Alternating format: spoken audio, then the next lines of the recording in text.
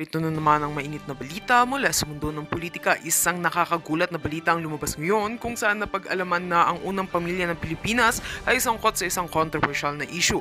Ayon sa mga ulat, sina First Lady Lizata Nasmugs at President Kuting ng Norte Jr. ay nahuli sa isang operasyon ng mga otoridad sa Thailand. Ang sinasabing insidente ay may kinalaman sa paggamit ng mga illegal na droga. Ano nga ba ang mga detalye ng insidenteng ito? Ayon sa mga source mula sa Thai National Police, si President Kuting ng Norte Jr. at ang kanyang asawa ay nahuli sa isang raid na isinagawa sa isang pribadong villa sa Bangkok. Iniulat ng mga otoridad na sa kanilang operasyon, natagpuan nila ang ilang mga illegal na substansya sa kanilang lugar.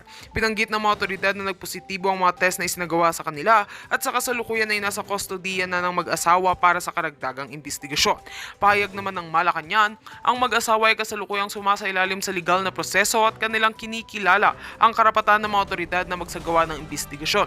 Gayunpaman, iginit nila ang mga paratang labang sa kanila ay walang sapat na basihan at isang malupit na paninira lamang. Inaasahan daw ng palasyo na mabilis din itong malulutas at ang mga aligasyon ay mapapatunayan bilang mali. Ang insidenteng ito ay nagdulot ng matinding reaksyon mula sa publiko at mga eksperto. Ang mga kritiko ng administrasyon ay agad na nagsagawa ng mga protesta, pinapalakas ang kanilang mga pahayag na ang Pangulo at ang kanyang pamilya ay hindi na dapat magsagawa ng mga ganitong kilos. Habang ang mga taga-suporta naman ng Marcos family ay nagsabing ito ay isang malupit na patibong upang pabagsakin ang kanilang administrasyon. Sa ngayon, patuloy ang investigasyon ng mga otoridad sa Thailand at ng gobyerno ng Pilipinas ukol sa insidenteng ito. Wala pang final na payag kung anong magiging epekto nito sa posisyon ni President Marcos bilang leader ng bansa. Ang mga susunod na hakbang ay tututok sa paglalahad ng katotohanan at kung paano magaganap ang mga legal na proseso. Tunghayan ang mga susunod na development sa controversial na usaping ito. At yan nga ang mga balitang ating pagkakatutukan at kung bago ka pa lamang sa aking channel ay huwag kakalimutang mag-like, share and subscribe para updated ka sa aming mga bagong balita dito sa Tatak Pinas.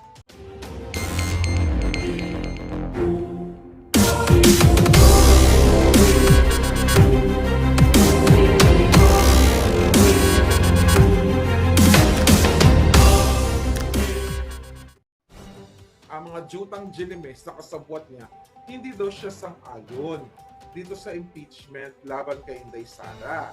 Pero ngayon, kaya nga ang INC ay nagkaroon ng ganong klaseng peaceful rally na inatinan ng milyon-milyon o millions, more than a million, all over the Philippines. Kaya naman ang bangag ninyong presidente ay nawindang. Nagbago na siya ngayon ng statement. Alright. Ang sinasabi niya dito,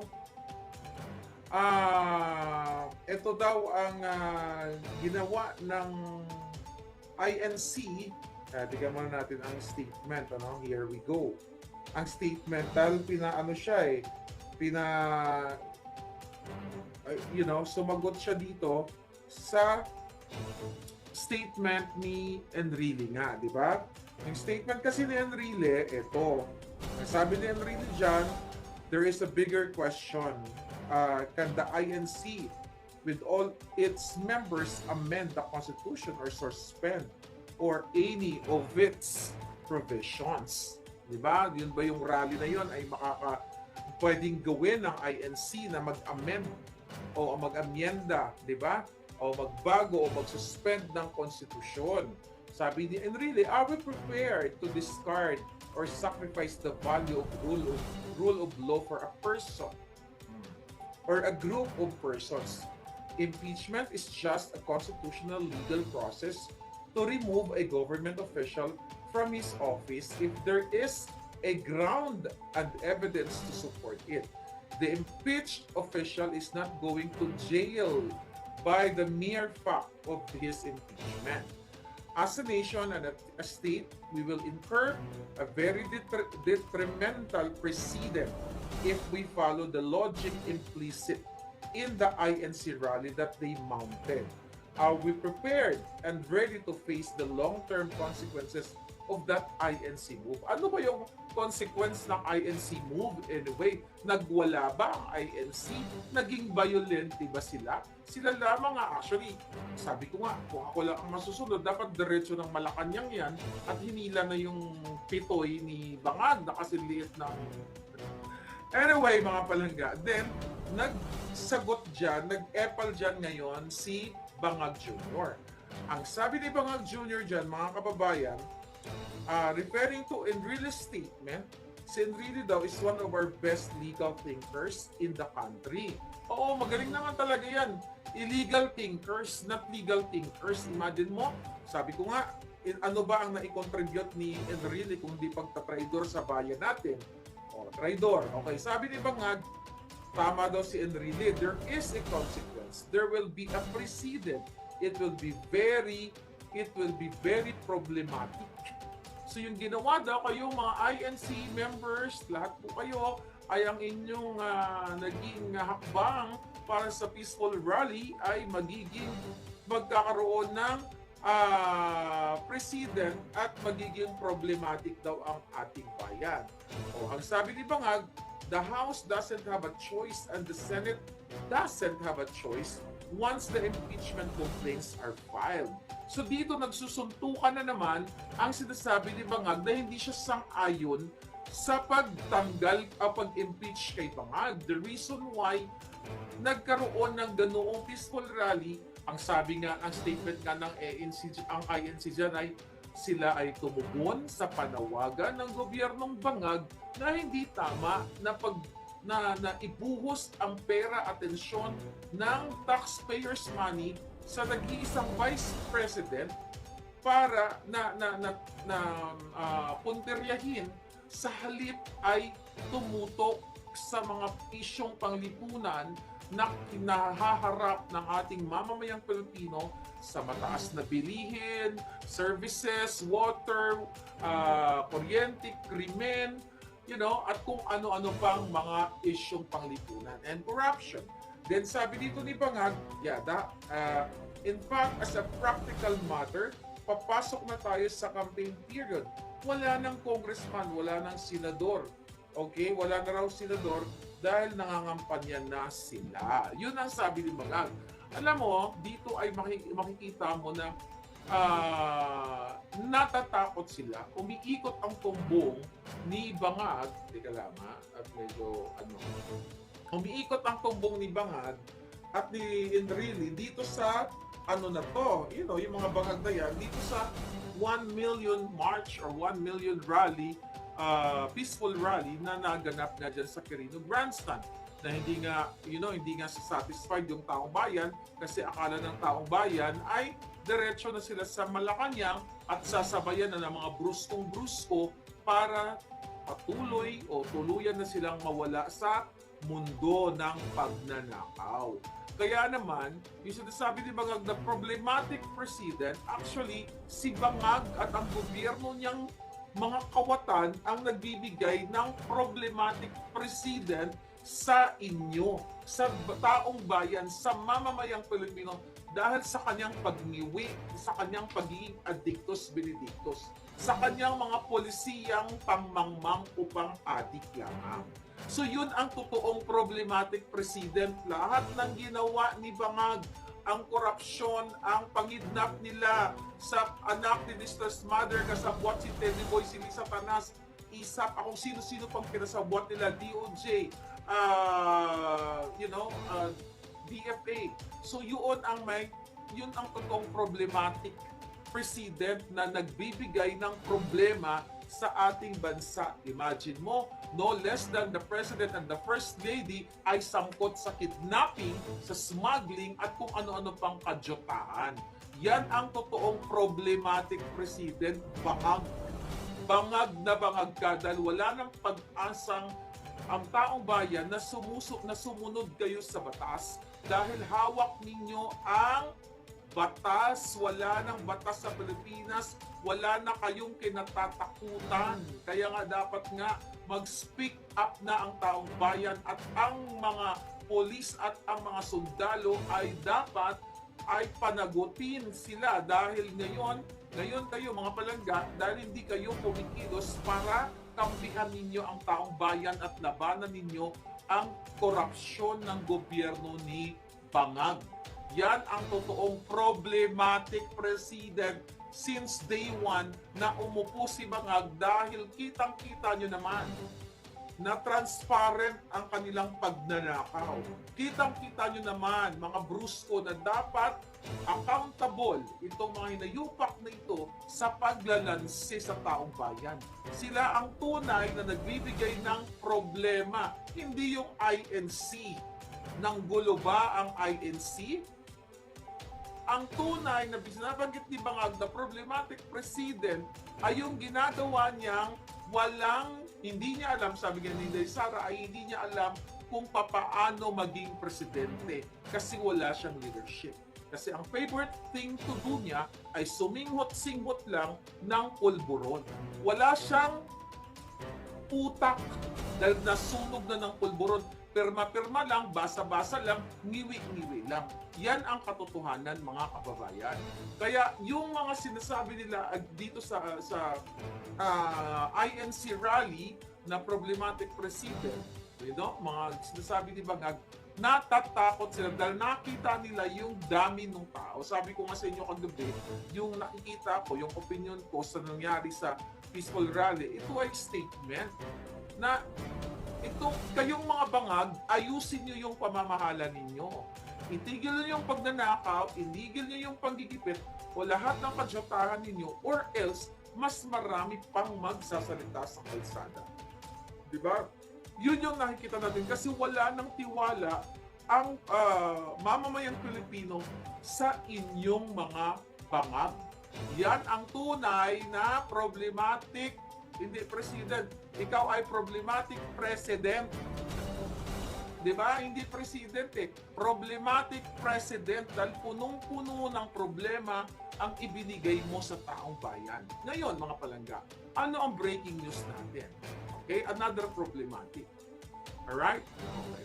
Hindi kayo gumagalaw dyan. Okay, here we go.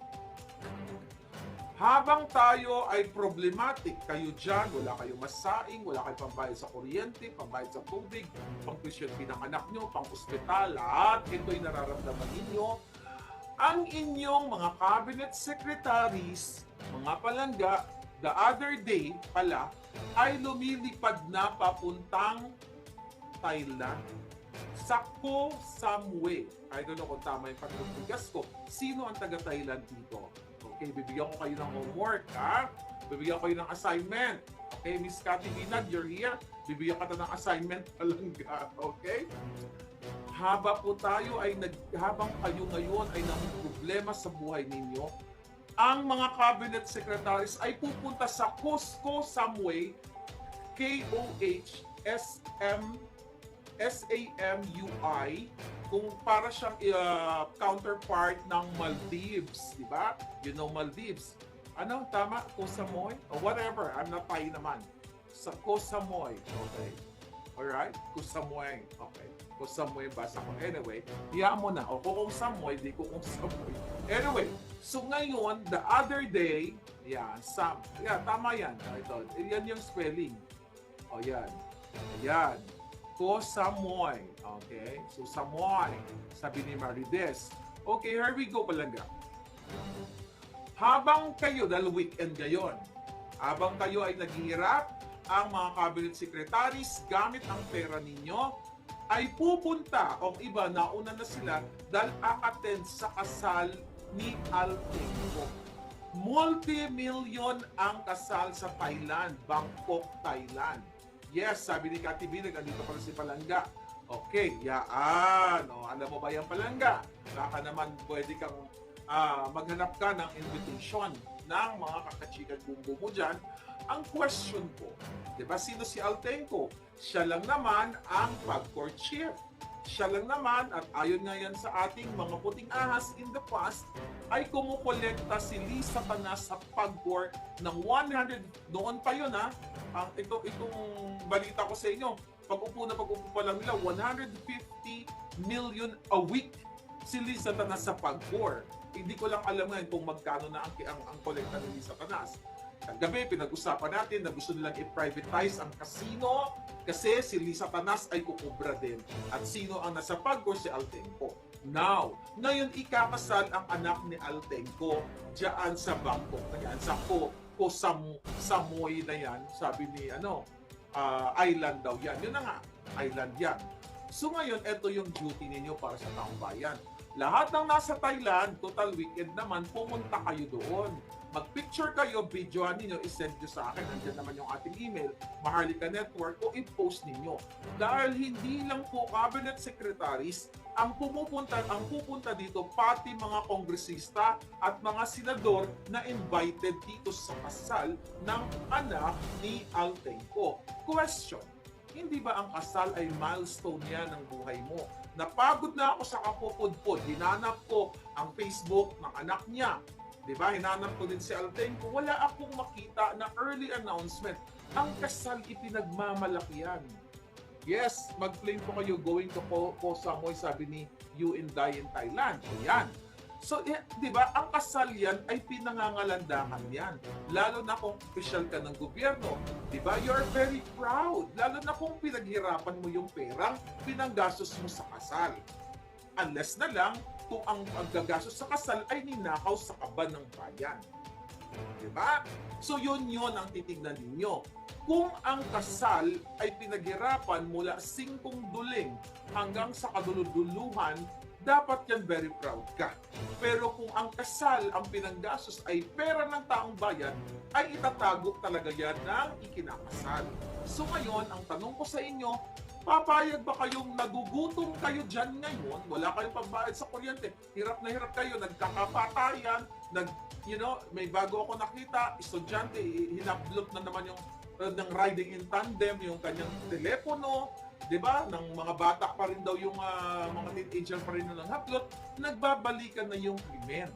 Samantalang ang mga cabinet secretaries ninyo, nagtatago sa inyo. Ang mga kongresista, ang mga senador, itinatago, takot na sila mag-post.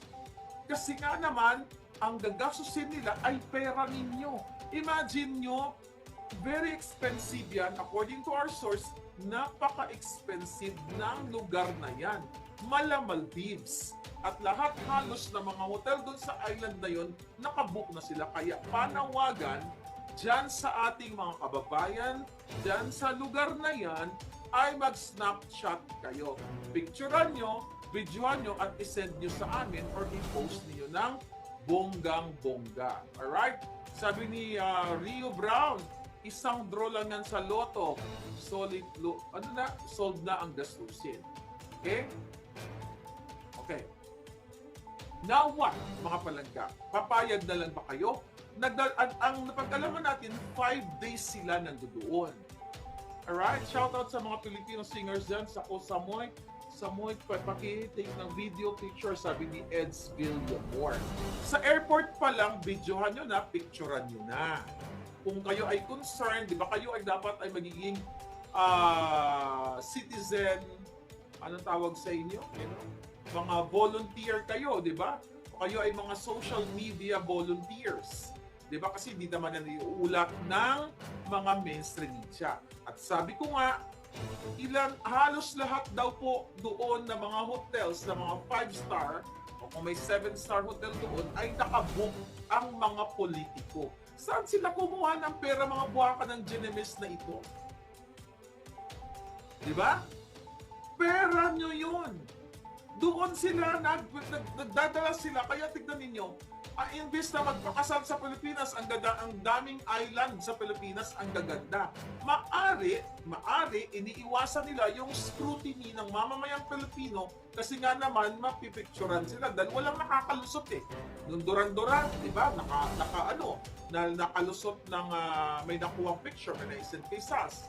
So yun, maari yun ang kinatatakot nila. Kung pera mo to, bakit kailangan mo yung sekreto? Kasi kung pera mo yan, nakita mo yan, mga proud, yung mga kinakasal, di ba? Proud sila, ahead of time, ina-announce para may day 1, day 2, day 3, may mga ganun-ganun. Pero ito, bakit ito tinatago? Bakit itinatago ni Bangag? At saka si Bangag, si Tambalos, si Lisa, pupunta din doon. Recently, chinek ko ang presidential communication, nag-speech pa si Bangag, di ba? Nagkaroon pa siya ng mga parang press-on. Mamaya, I think Friday dyan, mamayang gabi, or baka ang kasal yata is Saturday. I'm not sure kung Saturday or Sunday, Kasi nagpapahanap pa ako ng invitation. Okay, shout out naman dyan sa mga politikong naimbita na may pagmamahal sa bayan. Baka naman Baka pwede kayo mag-send ng invitation. Eto lagi yung sinasabi natin mga palangga. Kawawa kayo. Sabi ni Palangga Akati Binag, ordinary rooms sa mga hotels na yan na may discount is 25,000 up. Have you been there, Kati Palangga? Ako nakalaw ko sa Thailand pero hindi ko alam na may mga ganyan palang hindi naman 2 days lang naman ako doon. Hindi ako masyado kapag-explore, I believe. So anyway, 25,000 pesos per day. That's only $400. Kami, nung pumunta kami ng Paris, gumastos kami $700 per day. Pero hindi yung pera ng bayan. At hindi ako mahiyang sasabihin sa inyo kasi hindi nyo pera yun, hindi yung pera ng bayan. Pero ito, that's only $400 na lang, di ba? Pero anyway, pinakamababa yun, sabi ni Cathy. Anong ikakahiya mong gumastos ka ng 1,000, 2,000 kung iyon ay pinaghirapan mo kung hindi mo ninakaw? Di ba? Pwede ka mag-show off, mag-emote-emote, mag-reels ka kasi pera mo yun. Pero kung ninakaw sa kaban ng bayan, katulad ng mga cabinet secretaries, mga kababayan, bakit ito sekreto? Dapat proud sila kung ito ay pera nila. Imagine mo, nung bago magpasko, may panawagan pa si Bangag na dapat daw yung mga government institutions ay hindi dapat nagpapabongga o fabulous na mga party kasi nga, galing sa baha, galing sa kalamidad, mahirap ang Pilipinas. Pero yun ay bullshit lahat. Kadyutahan lahat ng presidente niyong Bangag. Mamayang gabi, abangan ninyo, dahil confirmed ito, A1 information ito. Mamayang gabi, baka lilipad na yan sa Thailand. Dahil nandoon na ang mga cabinet secretaries na una na nag-i-enjoy na sila doon. Pera nyo to. Pera nyo to lahat Palangga. Isinisikreto sa inyo. Pera ng bayan to. Ulit-ulitin ko sa inyo. Kung pera nila to, bakit sikreto? Katulad ng ginawa sa Duran-Duran. Isinikreto nila. Lahat. Wala na ba talaga kayong malasakit mga bruskong mga pulis at mga sundalo? Alam ko, galit na kayo sa mga Bangag. Unless na lang kung Bangag kayo. Ayaw nyo ba talagang umayon sa katotohanan? Ayaw nyo ba talagang kumampi sa taong bayan na sumumpa kayo? Nangako kayo sa flag at sa Diyos na gagawin nyo ang inyong tungkulin para sa Diyos at bayan. Pero nakita nyo na huwag na kayo magmangmangan, mga giatay kayo. Diba? Sabi ni Joan Pantoja, party sila dito, party sila doon. Exactly mga kababayan. Ano pa ba? By the way, di ba? Ano ba yung isang title natin? Yung naulat ko sa inyo. Yung backdoor ni Lisa Tanas kay President Trump. Okay? Mukhang hindi napagbigyan si Itad. Okay? Si Lisa Tanas. But anyway, balik mo tayo dito sa Thailand dito. Okay? Nakikita nyo ba mga Palangga? Sabi ni Philippine Shield kasi mga nasa Comelec incompetent pala yan. Sila sa 166 million. Yan. Ayan, mamaya pag-uusapan namin ng Attorney Glenn Chong yan. Babalik kami mamaya mga Palangga. So anyway, araw-araw tayong may expose halos dito. Ibinibigay ko sa inyo kung ano nangyayari. Yun nga, yung pagbabackdoor ni Lisa Tanas, pumunta ng Amerika, sabi ko sa inyo kayo dyan, pag nakita nyo si Lisa Tanas, kayo sa airport, lahat yung mga hayop na yan, okay? O by the way, kumusta naman yung anak ni Lisa Tanas si Simon? 4 days, 5 days ago, kasama mo si Lumagi at saka sila Michael. Saan kayo pumunta? Nasa lounge kayo. May nagchika boom sa akin. Ang anak ni Lisa Tanas, yung BIR chief. Hindi, yung asawa pala, si Carmela. Okay. Anong ginawa ninyo? Ano na naman ang hinakot ninyo? Kasama pa si Michael Ma. Kailan yun? Nung January, I think, 12 dyan sa Pilipinas. January 12 sa Pilipinas. Ganito po kayo paglaruan ng gobyerno ni Lisa Tanas at ni Bangag. Ngayon, sinasabi ko sa inyo yung ginawa niyang backdoor.